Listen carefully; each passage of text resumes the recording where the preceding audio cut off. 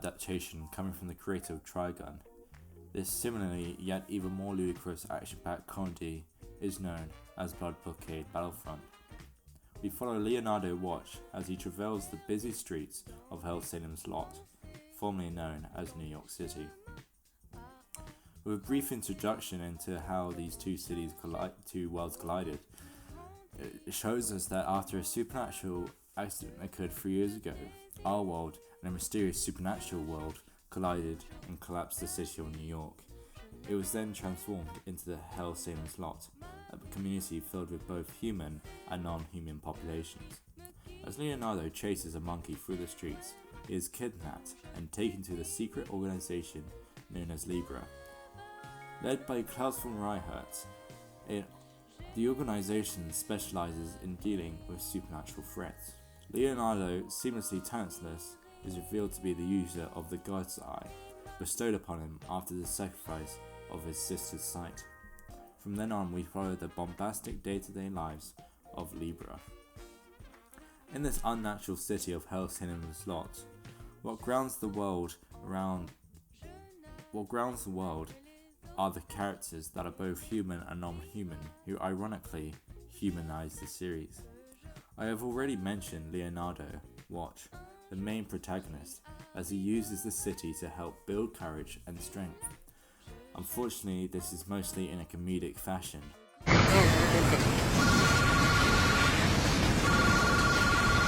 Yes? Yeah, it's me. No, not dead yet. Yep. Kinda hooked to the side of the truck. Sure. I don't actually know the answer to that. Seems like I'm barely hanging on. The Libra organization, Klaus von Reinhardt, is a kind and considerate man who guards all that need help and brings a tender touch to his harsh city. He is the strongest fighter, and with cool abilities that the series has created in the blood battle techniques to manipulate one's blood. Any action scene in which Klaus is involved in is exquisite, as Bones, the anime studio, brings so much weight and pace to these bombastic scenes of chaos. Then we have the lustful, degenerate Zap, an immature character who is paired with Leonardo as they traverse the city on Zap's moped. Their adventures have scarred them for life, as they are constantly chased by from human traffickers to mad degenerate terrorists looking for love. And all these two have is a little diner with a signature burner. Unfortunately, this diner is constantly destroyed, and their chaotic lives resume with no end to their unfortunate lives. There will never be a moment when this pair's actions won't amuse me. We now come to the elegant and dangerous werewolf Chain. Chain is the stealth expert of Libra, being one of the few members to not have a blood power, and a femme fatale that could literally kill you in a heartbeat as she reaches into said heart and crushes it. Her disappearing act has some great comedic effect as she uses it to terrorize Zap, from constantly appearing on his stomach to even his eyelids. Chain has some great individual episodes as we look further into her life and actions, and unfortunately her traits that include alcoholism, as her fellow werewolves drink a restaurant to the ground, and this alcoholism leads her flat to be full of rubbish, which is unfortunate as Chain has a shy side, as seen where her crush walks into her dirty room.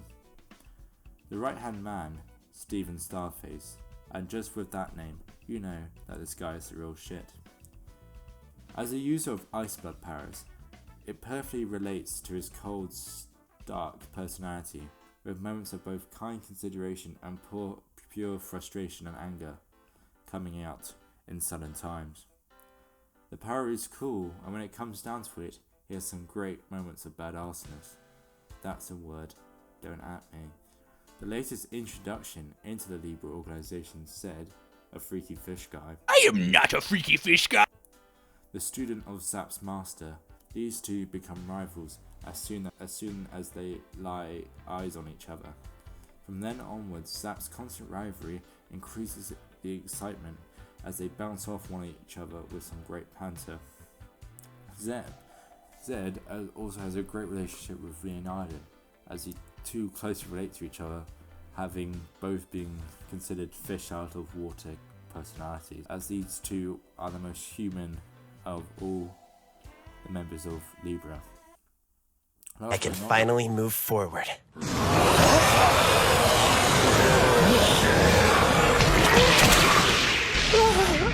Don't change the subject. That's got nothing to do with the matter at hand. He's right. You're acting like a reckless fool right now, and I don't want to see you get yourself killed. Nor do I. You do what you want, but you need to hear something first. You've always seen yourself as just a normal kid, and you're right, that's exactly what you are. You're normally caring, normally cheerful, and you're normally nosy. You've a strong moral compass, concern for your friends, and honor. I know you don't see this, but what's normal to you? Well, it's far from it. Everyone else would call it courageous and noble. It's because of the person you are that you don't think twice about your own safety when it comes to helping your friends. 'Cause that's just normal to you. All right, Leo. Go rescue your friend. And good luck. Is KK, Libra's sniper, a loving mother with a chaotic schedule, who tries to balance her two different lives, much to the dismay of both Libra and her sons. Her personality is bold and exciting, as she is constantly paired with Steven, who she despises. We dare not go on to the supporting cast, and just quickly mention one, as there are so many great characters in this weird world of Blood Blockade Battlefront. My favourite supporting character, and maybe my favourite character, is Lucky Abrams, a fang hunter who brings terror to those around him, as the curse bestowed upon him by a vampire torments everyone around him except from himself, ironically. This creates some hilarious moments in the series where every hardball character has chills running up their spines with a mere mention of his name.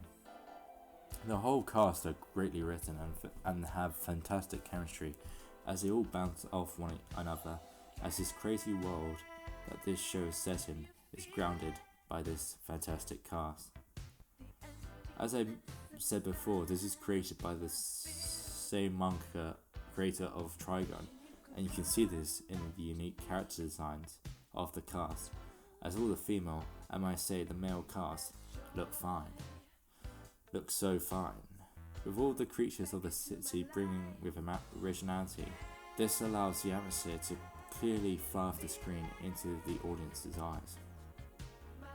The episodic nature of Blood Blockade Battlefront allows for some great one-off characters, with some even returning as cameos.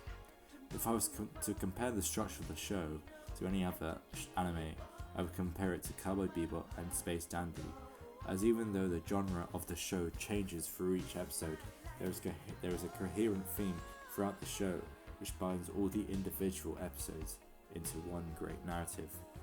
By having this episodic nature, it allows the writers and animators to go wild in terms of content in the episodes, as one episode can be about a game of supernatural chess against the mob boss, to another containing a love-struck lunatic driving her massive car and wrecking the streets of Hellsalem's lot, with Leonardo being unfortunately taken hostage. This is a lot like Space Dandy, as you can expect the unexpected. In these episodes, as I mentioned before, allow characters who don't get much screen time to show off their crazy powers, from an invincible butler to a bacteria who's a scientist trying to save the world from a mutant giant. From this, there is no set limit on what they can and cannot do. The animation is bold, fantastic and gobsmacking, as this beautiful city basks all these different cultures. All these different cultures are thrown into this melting pot, and what comes out of this is the amazing society of creatures from the unknown, enhancing the human culture already had their foundation. Each episode has some great sakuga, as their powers of Libra allows for some crazy scenarios, with action scenes tearing through the skyline of Hellsalem's lot. The main villains of the series are vampires and 10 supernatural terrorists, naming themselves kings, as they terrorize the city with creepy monsters and mechanical mayhems. Through this series we see some great developments from both protagonists and antagonists as this city changes them for better or for worse.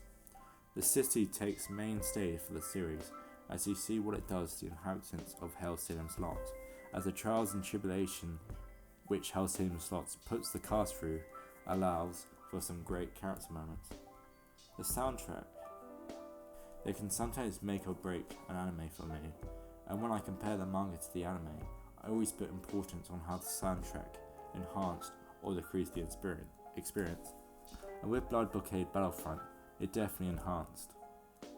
The theme is jazz, and it is smooth, quick and catchy, and the show really benefits from the soundtrack, as it perfectly pairs like a fine wine to the scenes, as slow scenes of contemplation are given slow, soft, thoughtful music, and the fast action scenes are paired with harsh, quick, erratic wind instruments. It also has some great exceptions such as Japanese rap and French alternative, as this perfectly accompanies the many different cultures of Hellsalem's lot. Overall, this is such a great watch, as it really captures the essence of a crazy, lovable comedic show with some great action scenes. The cast is incredibly memorable, and the animation is remarkable, so this will be a great introduction into some of the more balls-to-wall shows that hide in the media of anime.